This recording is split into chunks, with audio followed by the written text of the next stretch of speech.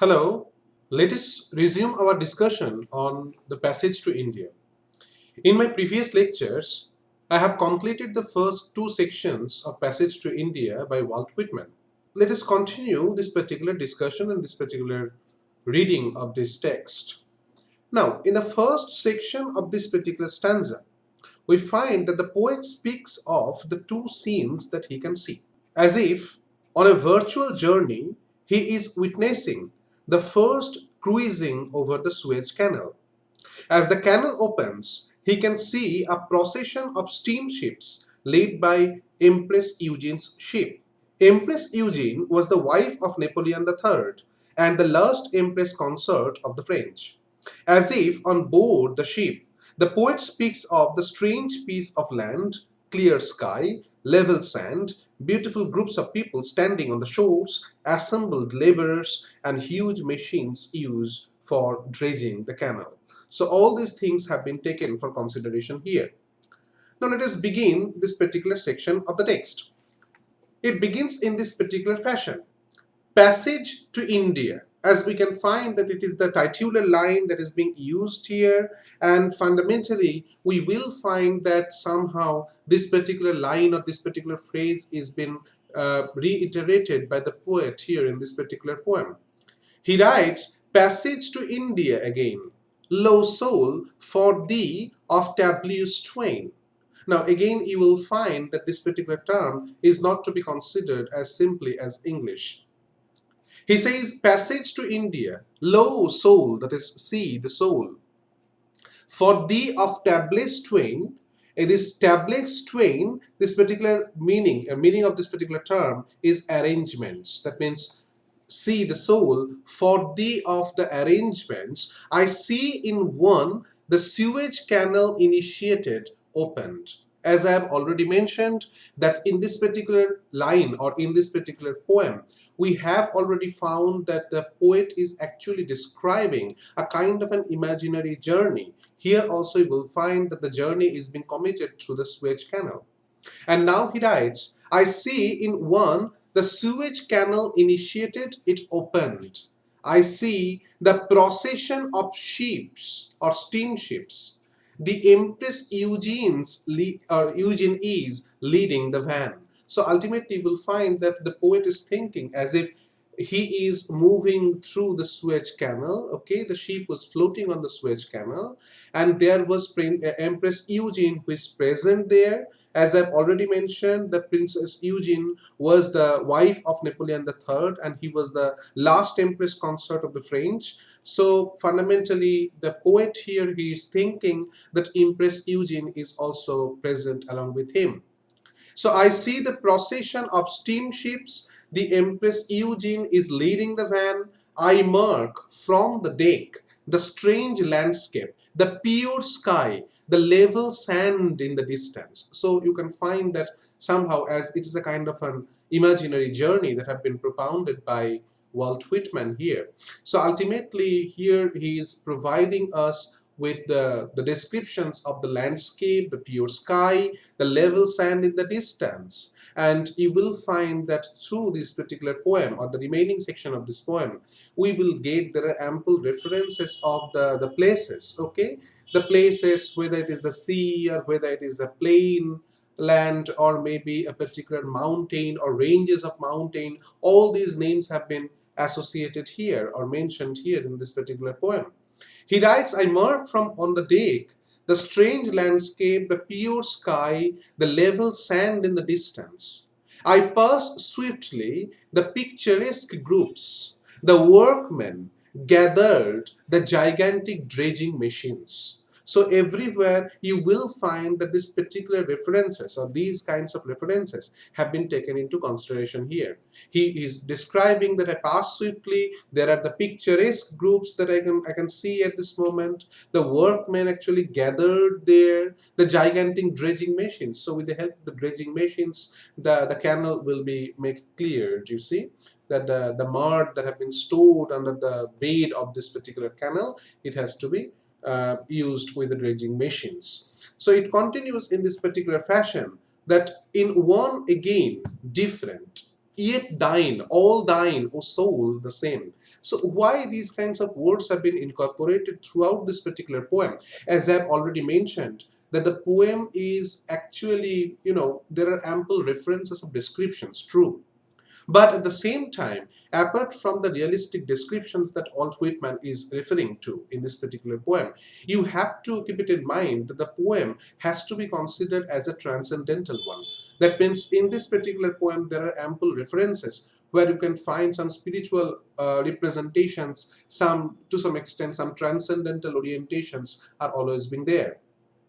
He writes in one again different, yet thine, all thine, O soul, the same. That means this particular term or these kinds of terms, all thine, O soul, you will find that these are some registers that Walt Whitman is taking from theology. That means some scriptural sources, something like that.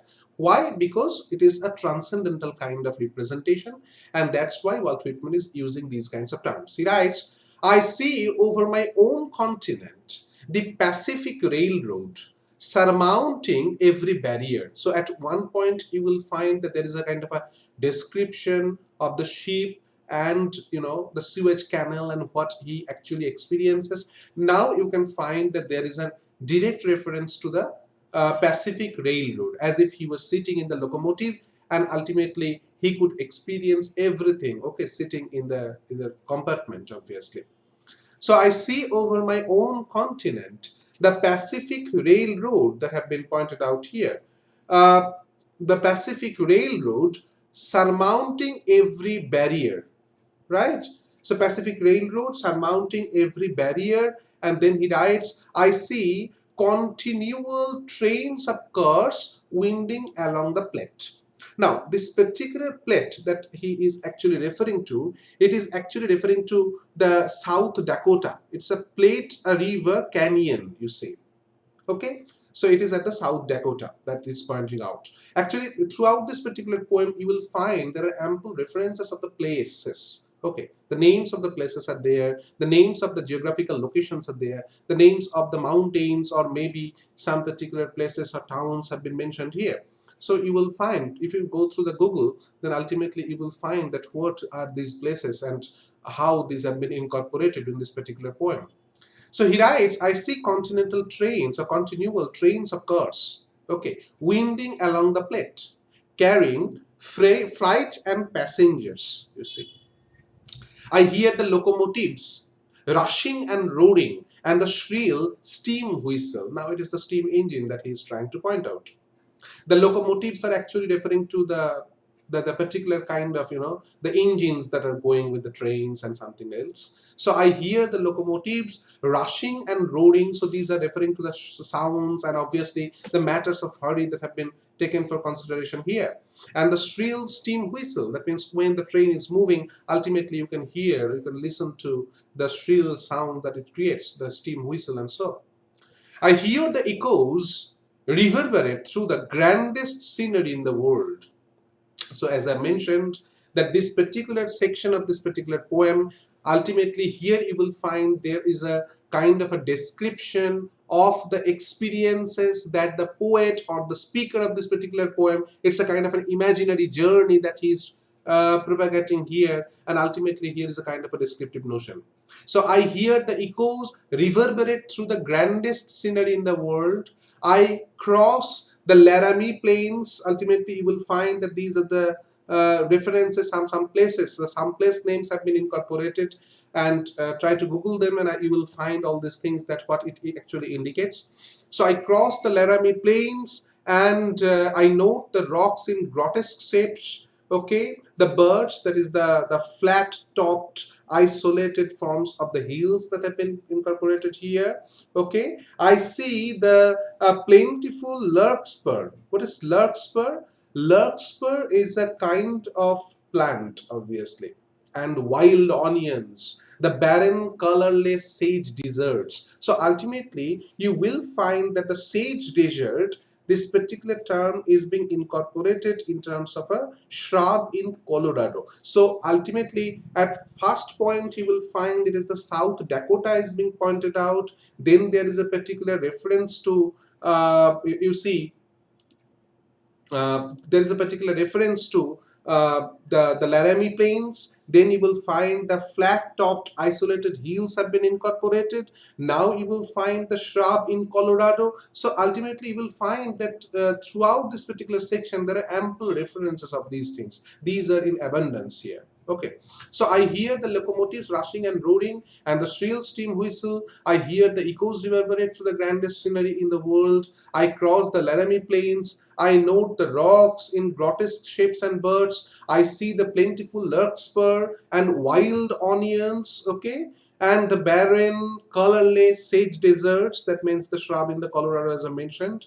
I see the glimpses afar of towering immediately above me, the great mountains, you see. I see the Wind River. Okay, this is obviously being associated with the places. I see the Wind River and the Wasatch mountains. So it's a kind of a mountain range that have been taken for consideration. So I see the Wind River and the Wasatch Mountains. I see the Monument Mountains again and the Eagle's Nest. Okay, these are all the reference of the places. So if you have to go through the word meanings or maybe the objective questions, it is better for you to identify these places and Google it, and we make the use of the internet and try to identify or try to write some notes on these places. So here you will find the Eagle's Nest. It is also a particular place in Colorado here. Okay, so Eagle's Nest. I pass the promontory. Promontory, you know, is a kind of a cliff that have been pointed out. I ascend the Nevadas. I scan the noble Elk Mountain.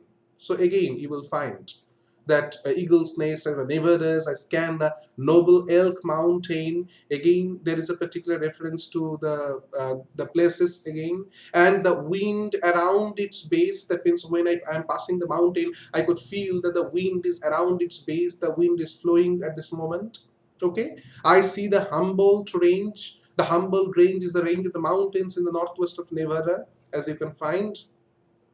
I trade the valley and cross the river. I trade the valley and cross the river. I see the clear waters of Lake Tahoe. Okay, this Lake Tahoe is obviously referring to another particular place.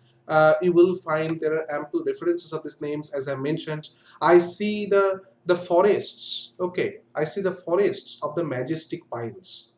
So you will note that in this particular poem, Walt Whitman is making a kind of a list of places, and not only places of geographical differences, but also you will find that these are actually situated at the different parts of the country. So why he is incorporating this? It is probably because that he is trying to propagate, he is trying to indicate that with the help of the locomotives, with the help of the steam engines or the train or Pacific Railroad that he is trying to mean here, I can move throughout America. Okay. So that's why it continues, or crossing the great desert, me the alkaline plains. Obviously you will find the alkaline plains are referring to the ecological site, that is the description of the upland plain that has been pointed out. I behold enchanting mirages of waters and meadows. Now when he is using the term mirages, okay, as you know, that it is actually indicating that something that might not be present properly, but it's a kind of an illusion that somebody actually faces. So you will find that all these descriptions, and you can feel that whenever you will go through this particular poem, you will find that these are the descriptions that is probably indicating to something imaginary, right? So when he is at the end of this particular section, when he is referring to the term like mirage, then you will find, okay, Whitman is probably indicating that what I am describing here, it is not happening in real, you see. Rather, these are somehow some illusionary or maybe the illusions that I have made account of.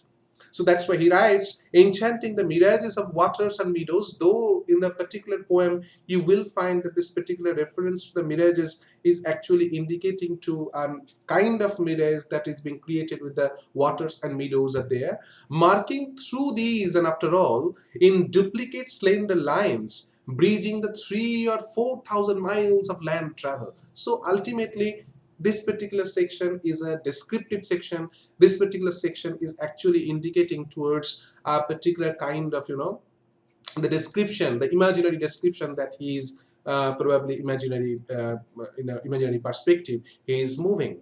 So marking through these, and after all, in duplicate slender lines, bridging the 3 or 4,000 miles of land travel, trying the eastern to the western sea. Now that's the particular thing, you see, the road between Europe and Asia. That is fundamentally very significant and very interesting part. And then the last section of this particular poem, as you can see here, it begins with Genoese, thy dream, etc. So what I'm trying to suggest here, as you can see in this particular section, in this particular reference, that probably the poet is dedicating this particular poem to some imaginary journeys, and this particular section, obviously you will find that somehow the references of like the great deserts or the alkaline plains, everything, he marvels at the rail connectivity that has brought lands closer, which are 3 or 4,000 miles away. It comes nearer with the help of these locomotives and so. The great accomplishment lies in man's spirit that has built a connection between the western and eastern seas that have been pointed out here, and ultimately it has linked with Europe and Africa. So fundamentally what I'm trying to suggest here, you see, Europe and Asia, sorry. So the last section of this particular poem, Genoese, okay, the Genoese, thy dream, okay, centuries after thou art laid in thy grave, the shore thou foundest verifies thy dream. So this Genoese, this particular term is actually referring to that the Genoese are the inhabitants of the Italian poet Genoa. Okay, they had dreams of connecting places and continents across the seas, and the modern day infrastructure have made their dreams real. You will find somehow that this particular term, that is Genoese, this is actually indicating to Christopher Columbus, you see, because Christopher Columbus of Genoa actually set sail in order to explore India, but ended up discovering the America, as I mentioned earlier. Okay, so Whitman pays a kind of a tribute to him by conveying that his dream concerning passage to India was now made possible by the modern man, surely. So what I'm trying to suggest, you see, that with the particular reference to Genoes, thy dream, what is the dream actually it is indicating? You will find this particular form of dream that is being pointed out here. This particular kind of a dream is actually referring to the dream of making a kind of a clear connection between India and America, probably. But somehow that hasn't been completed by him, because what he considered, what he thought as India, it actually became America, you see. That is West and East, it couldn't be linked up. And now it has been become possible because the Europe and Asia, these two sections have been interconnected at this moment. And here it has been pointed out that Genoes, thy dream, centuries after thou art laid in thy grave, that means after your death, the shore thou foundest verifies thy dream. So now it has become possible. That is, the passage has been created, you see. And Europe and Asia has been connected with the help of all these things that have been described in our previous lectures and so. So now at the end of this particular discussion, let us think about the questions that may come. You see that the last section of this particular poem, it is very important for your objective questions because there is ample reference of the places. I have not gone to the detailed descriptions of these places, but I have left these for you, and you have to identify these names, these particular places from Google or Wikipedia, and try to make a list out of this internet and make a list of them. So it will be helpful for you for objective questions. But so far as the 5 marks questions are concerned, I must say here that the title of this particular poem, The Passage to India. Now the question is, what is the significance of this particular title? Okay, this is very important for you, that Passage to India, how it has to be associated with this particular poem. Discuss. Okay, that is the significance of the title. The second thing that is important in this particular reference, you see, that would you describe this particular poem as a realistic one or something spiritual? Is it a kind of a spiritual journey? Is it a kind of a spiritual hankering or spiritual urge that Walt Whitman is trying to propagate through this particular poem, Passage to India? That is the fundamental question that you have to answer, you see. Okay, and try to identify the different stanzas, you see. Try to make a kind of a critical appreciation from stanza 1 or of stanza 1, then stanza 2, and then make a critical appreciation of stanza 3.